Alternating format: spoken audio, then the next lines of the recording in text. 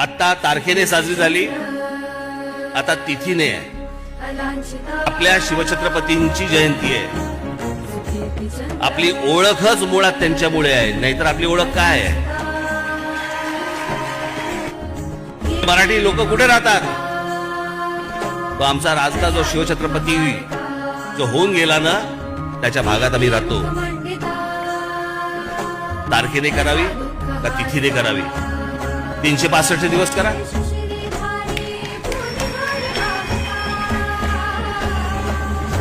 ज्याला ज्या वेळेला वाटेल त्यावेळेला करा. प्रत्येक सण हा आपला तिथीनुसार साजरा होतो.